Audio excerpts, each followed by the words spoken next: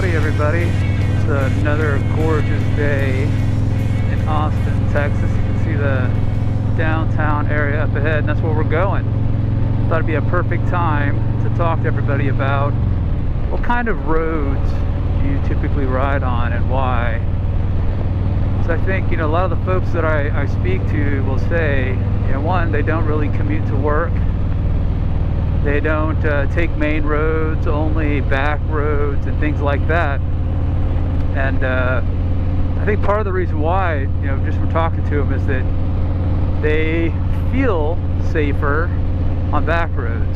And I think the primary word there is feel, right? Feel safe. I think it leads a lot of people to make the decisions they do when they ride. Be it how much gear you wear, because either it makes you feel safe or feel free, or it's hot, you don't want to feel hot outside, or you don't want to feel cold. I mean, all those, I think, different feelings really drive the way people ride, how they ride, where they ride. I've never shied away from main roads, and I think part of the reason why was because highways, main roads, I don't care. If it gets me there faster, that's fine with me.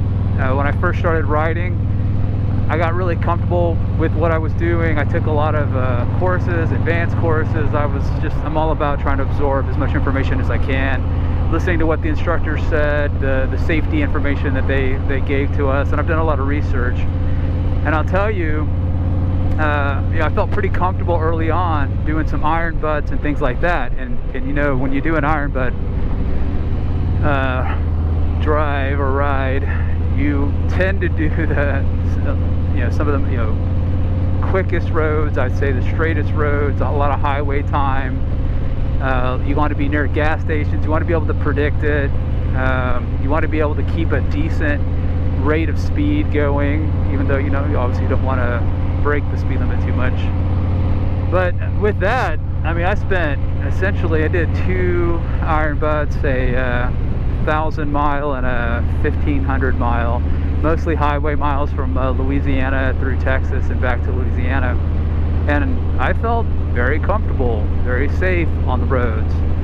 And interestingly enough, the ride I'm taking you on right now is going to be some of the Austin main roads. We're going to get on some, starting out from South Austin, going to head downtown, so we're going to get a little bit of highway time. And, it's interesting when you look at the data. And this is the part that, when folks tell me like, no, I don't want to commute, or I don't want to ride on the major roads, it's dangerous and that sort of thing, and these drivers are crazy. What's funny is, a lot of bikers talk about cagers. Hey, there's a Tesla behind me. We talk about also, Tesla's trying to kill us with their autopilots, things like that. But when you look at the data, your actual worst enemy is you, the rider. Riders are responsible, and a lot of times even single vehicle accidents. Riders typically are a lot of what comprises of not just accidents but even fatalities, right?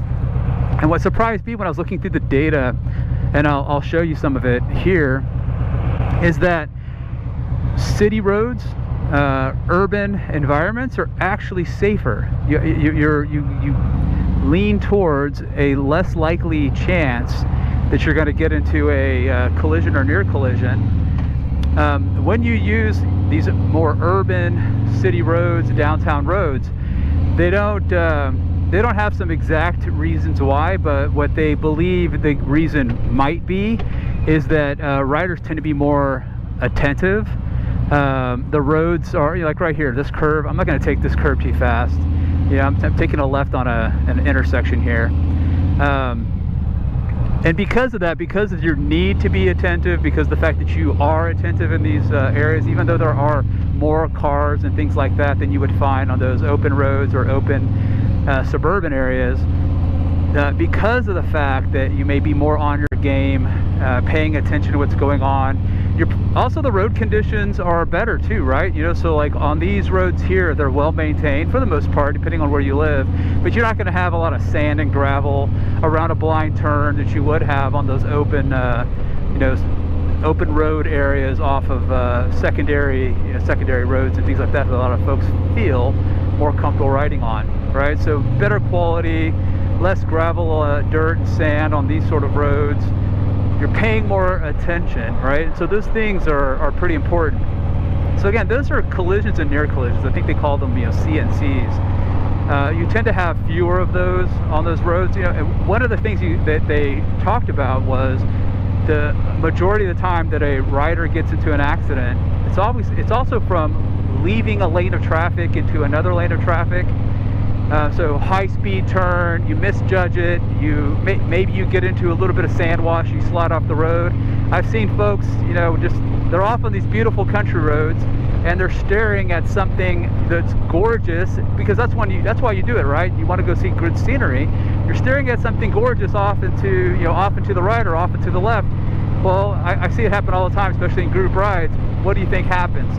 You go typically where your head and your eyes are looking. So they'll look off to this beautiful, scene on the right side of the road, and they just slowly run off the side of the road, or they're about to take a pretty quick turn around a curve, and they're really nervous about any oncoming traffic. So what do? They're probably going a little too fast around the curve. It's a big wide open country area, so they felt comfortable going faster than usual. But they're looking to the left to see if there's oncoming traffic. Well, again, on a two-way road like that, where you look is where you're going to go, and you probably were going a little too fast for that curve anyway, because it's probably maybe it's a backcountry road you're not really used to. I mean, I commute this road constantly. I know exactly the speed. I stay in this lane, to be honest with you, the right lane, because there really is no great advantage to passing folks on this road. You're going to get there within 2 minutes, no matter what you do. So there's no point in taking that risk. And that's really where those risks come in. Typically folks are getting into accidents because they're driving at a higher rate of speed than they should be.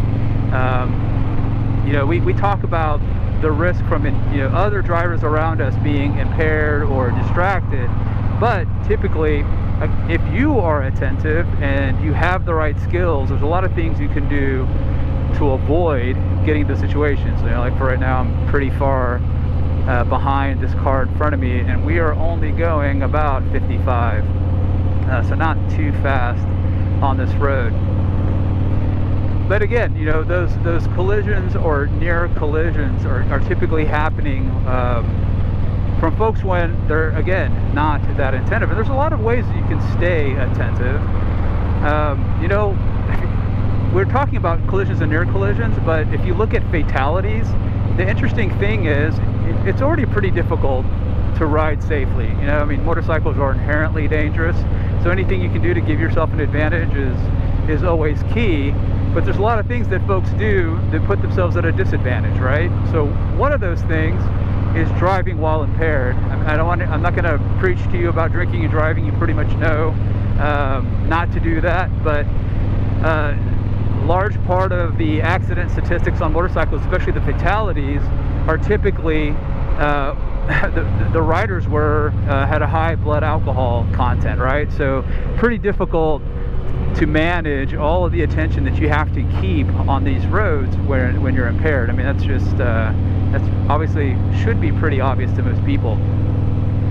And if you dig down into the statistics, what they show too, it's really interesting. If you look at the highest risk, and this is what kind of blew me away is, and this is true. This may be offensive to some or seem a little bit ridiculous, but no kidding, if you look at the statistics, you are highly likely to get into a collision or near collision and a fatality if you are male, white, over 50, riding on the weekend, maybe you've been drinking. Well, the statistics say you were drinking.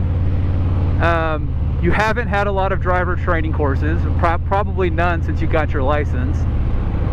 Again, driving on the weekend and after 6 p.m. That essentially is the recipe for an and by the way, it was kind of funny too.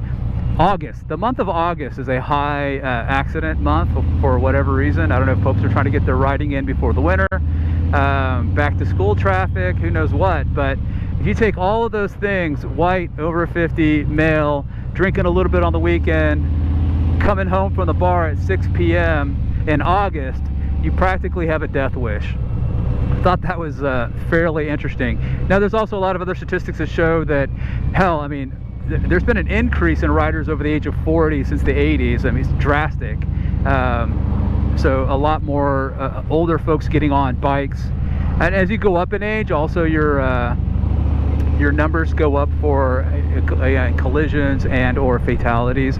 Who knows? A lot of reasoning for that. Could be, you know, a little bit of a diminished attention or, you know, mental capacities. You get older, you know, it's a lot tougher to be mentally acute than when you were younger. You know, the other thing that happens too, and I can't find the statistics behind this, but I know somebody has mentioned it, and I did have it somewhere, but the numbers show that there are 2 times in your life as a rider when you're at the most risk. In your 20s, right? And then again, over 50 into your 60s. A lot of thoughts on why that occurs. One of them is, you know, hey, when you're young, you take a lot of risks, you think you're going to live forever. You get up into maybe your late 30s and the 40s, and you get a lot more riding skill. Maybe you know, you had kids and all that sort of thing, so you're not taking as many risks. You're building up your skills. You're doing the things that you've learned, and then as you get a little older, maybe into your 50s and 60s, what starts to happen is, what they think is, you start to get complacent. You're like, I got this, man. I've been doing this for, you know, I've been riding these bikes for 20, 30 years. I've seen everything. I'm good. You start to let your guard down. You start to take more risks because you feel more confident.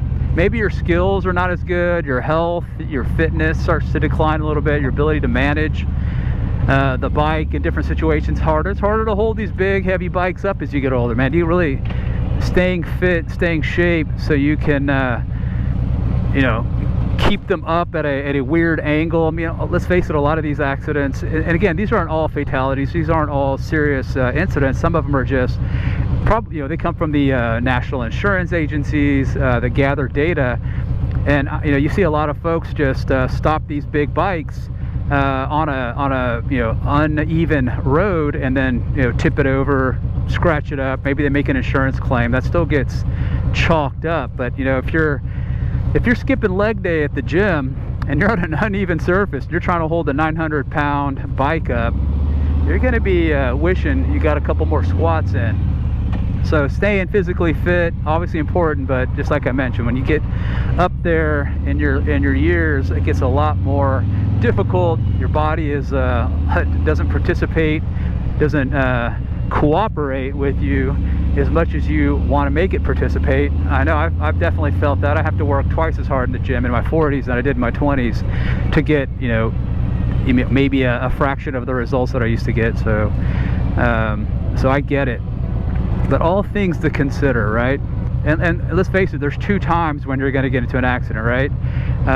Intersection is where typically other 4-wheeled vehicles are likely to hit you. So, you know, there's a lot of things you can do. One, I keep my foot on my right brake all the time. I have my one foot down, my left foot's down, my right foot's on the brake, my right hand is on the throttle, and I'm ready to get the hell out of that, you know, that intersection. I'm always looking behind me, or at least move over, right? I try to place myself in a position where if that dude behind me is not slowing down, I flash my brake lights a couple times at him, and then I'll move out of the way or put on my horn. But I'm always trying to be visible as much as I can.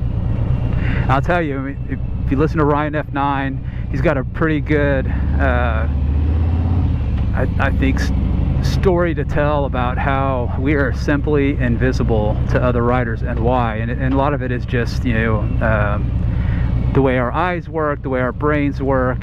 So you can't always blame those 4-wheeled drivers out there. Some of it is just plain perception and biology. So the best thing you can do is, you know, make yourself seem more visible, right? So those things help you out. So those intersections, I mean, there's a lot of things you can do in that intersection to help yourself. But if your legs aren't strong, it makes it pretty tough to do this, right? To have my right foot on the brake, my left foot down, my right hand ready to go. I'm in first gear still. I don't have both feet. I'm not doing the old duck walk with the bike. First of all, I think it looks dumb. That's just my opinion.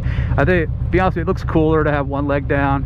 But again, if you're over 60 and you got leg and ankle problems, and you know, your fitness isn't great, that's going to make it tougher. It's going to make it tougher for you to get out of that intersection. But still safer than those country roads. Why? Well, let's think of another thing that happens on country roads. I've got a friend of mine who rides BMWs. I also ride a BMW, and he's had 3 accidents in his career. He's in his 60s and he's still riding hard, and the guy's he's pretty fit. He's a hard dude, right? I mean, I'm pretty impressed, and he puts on at least 30,000 miles a year. I mean, the guy's a biker. He's a BMW biker, but he's a biker. And all 3 of his accidents were from animals on those you know, those open country roads. He's had deer, javelina, I don't remember what the third one was. He may have had a couple of deers and javelina or something like that, but all 3 of his were country roads and animals running out.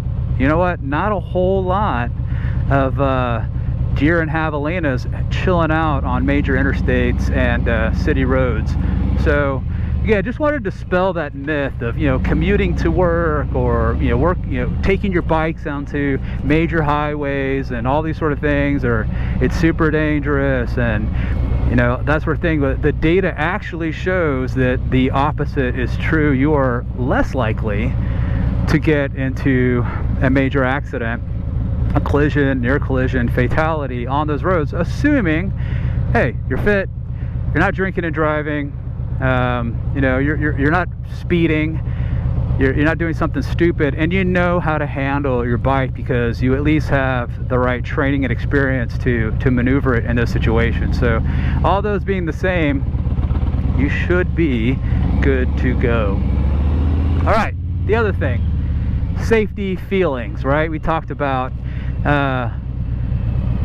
gear. Look, I'm not gonna preach to you. You wear what the hell you want to wear. I mean, I'm in the military. I'm all about freedom. I like my freedom. You know, I've got this sleeve sort of rolled up because it's hot. But I'll tell you the one thing I learned in the military. You know, there's these. And I'm going to be a little judgy right here. If you're a badass, you're a tough MFer, but you can't be slightly uncomfortable. Man. I don't know if that makes you so tough. You know, if you can't be a little hot during the summer because you got some gear on, I don't know. That doesn't make you tough. Does it make you free? Hell yeah, it does. Go for it. But it doesn't make you look tough or cool, to be honest with you. I don't think it does. When I see folks riding around with a t-shirt, maybe they got a helmet, maybe they don't. Maybe they got shorts on. I see that a lot. I don't think it looks cool. I don't think it looks tough. That's my opinion. I'm a 23-year veteran. I know what tough is, and I know what looks cool. I know what calculated risks are. I know what appropriate risks are supposed to be. And but again, you know, if you say, dude, I like the wind in my hair, it's hot outside, I don't want the you know, I don't want to be suffering from heat exhaustion in my gear. Hey, you know what? They've got mesh gear. They've got there's things you can do. I mean, I ride in mesh gear in the summer. You know, again, it's personal preference, but the bottom line is, here's what that lady almost lost it. The gear is important, right? So in any of those situations, having the right gear on is obviously going to give you an advantage. And here's why I bring this up. I'm not bringing this up to say you're better or worse for wearing gear or not wearing gear, but you know, in my situation, so I'm in the I'm still an active duty military guy, so I also have a family, and I just have people who rely on me, you know. And I'll tell you, if I get into an accident but I'm wearing the right gear, and then maybe I just got some bumps and bruises, maybe a small scratch or something like that, and I don't die, you know, I can get back into the game with my my family, at work, with the people who depend on me. And I'll tell you, one of the interesting things is, and this comes from my perspective in the military, each one of the people we have, each one of our soldiers, sailors, airmen, guardians out there, we spend a whole lot of money training them. We spend a lot of time developing them, and it is not easy to just bring somebody off the street and just go do what a lot of our professionals do, our professional military personnel, right? And so I want them to be safe. I want them to wear the right gear.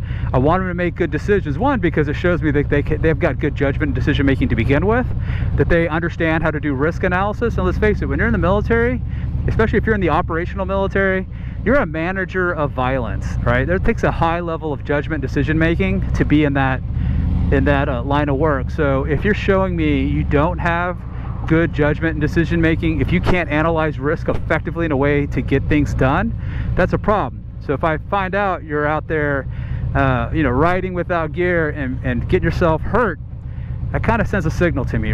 And I'm not just saying, hey, well, this is what we do in the military, so you should do it too, but that applies to anything. That's my thought. Again, all about your ability to do what the hell you need to do when you want to do it and do what feels right. But let's face it, it's a feeling, right? It's not logical. You're not expressing your freedom by doing it. You're just feeling a certain way. It feels good to ride without gear. It's faster, it's easier. Hell, dude, I like it. I just won't do it because the more time I'm injured and the more time I'm not riding. And for me, it's just not worth it. I can be a little hot, I'll be a little uncomfortable, so I get back on that bike. Again, I got people who rely on me, got my family, I got folks at work, you name it. And getting hurt when it was avoidable maybe, or even I could mitigate the risk a little bit, it's just not worth it. That's just my thought. Everybody's got to make their own choices and decisions on how they want to do things, but that's just where I'm coming from. Hey, one more thing. So I see a lot of folks when they ride with t-shirts, short sleeves, things like that. Again, do what you want to feel good. But another person I've ridden with, recently retired, or maybe not recently, but a retired doc, a surgeon, and he was telling me how modern science has made significant progress on putting bones together, healing bones, and that sort of thing. So I mean, if all you do in an accident is break a bunch of bones, I mean, they can get you put together, even some, beyond some serious pulverized fractions or anything like that. They can essentially get you back together. What they can't do, and what modern medical technology hasn't made a lot of progress in, is skin, right? There is no really good way to put a bunch of shredded skin back together in a way that doesn't look pretty bad or cause you a lifetime of problems.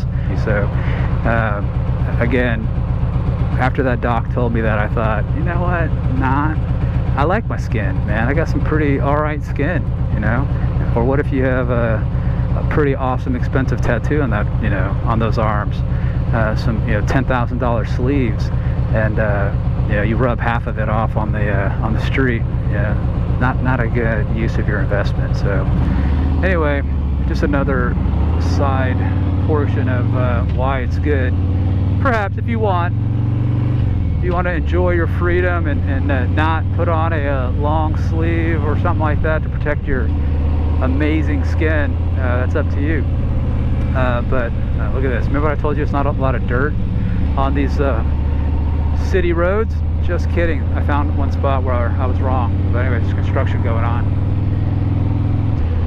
Alright, with that, thank you for listening. Stay safe, make good choices, enjoy your freedom, keep riding, and I will talk to you next time. See ya.